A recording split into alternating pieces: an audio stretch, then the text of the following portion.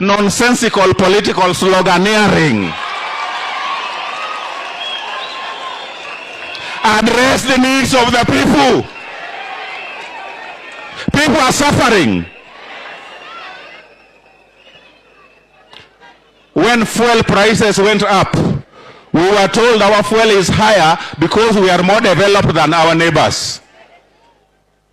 The last time I checked, fuel prices in USA is almost half what we are paying here. So USA is not developed as us.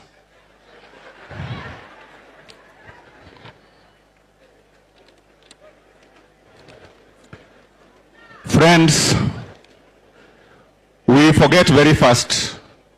There was a time when we were told that our mothers will no longer cook using firewood.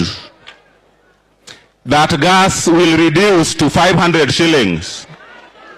The last time I checked, it increased with over 500 shillings. Members of Parliament, stop being a choir and a chorus. Do your job.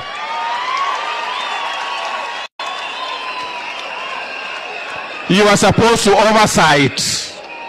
When you have budgeted, make sure that that budget reaches where it's supposed to reach so that it serves the common man.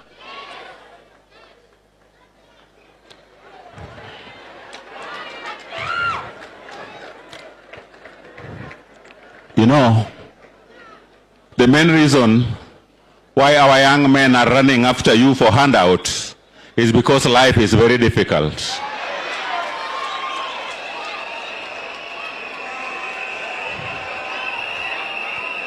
Unfortunately,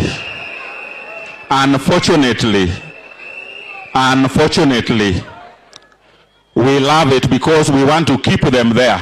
So that we have people who can cheer us, we have people who can run after us all the time because they are depending on the 200 shillings you are throwing through the windows.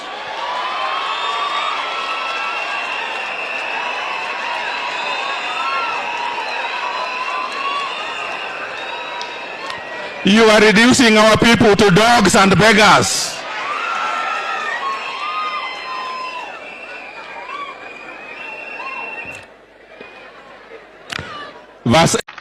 He doesn't get annoyed when I say that. Do you know why and how? Yes, there is development. We agree there is. But there are pertinent things that we want to hear members of Parliament talking about, and they are silent on it. Kizungu kubwa ya Bensuda sijasikia kama is being spoken about these things. We have crisis, especially in education, which Mzee stood for. Schools opened last week. Do you know capitation that went to primary schools?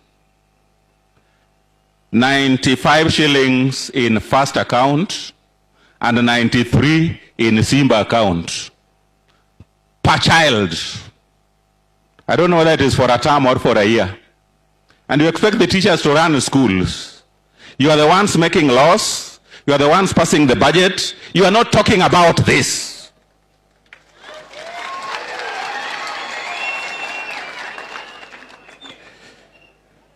To make matters worse, civil servants and teachers have no proper medical scheme because SHA is not working for them. I'm yet to hear a member of Parliament speak to that. Figures don't lie. They speak the truth. Our universities are terribly underfunded. If you look at 2025, 2026, 2027, university funds faces a deficit of 20.8 billion. Deficit in scholarship is 12.6. For the 2025-2026 is 9.6. So total arrears is big. Help that helps our vulnerable children is at 35.1 billion in deficit, having received only 41.1 against required 76.3. Unfortunately, the government places priority elsewhere. What you are telling us, development, and our children are handicapped.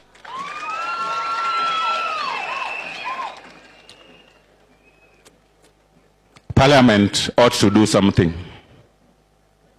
I know today you will tell us about 1 term, 2 term. Even as you say that, tell us what is going to happen to our children who are in crisis in schools.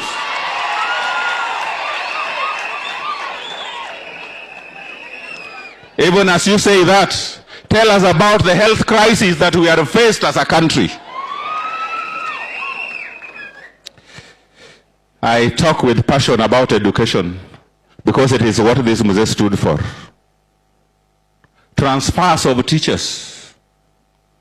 Last week in Kisumu Central, primary school head teachers were transferred left, right, center without a just cause. And do you know primary school teachers are paying money to go to good schools? Yes. Consult me behind the tent. One in Kisumu Central paid up to 1 million shillings to get a posting in a primary school, one of my sponsored schools.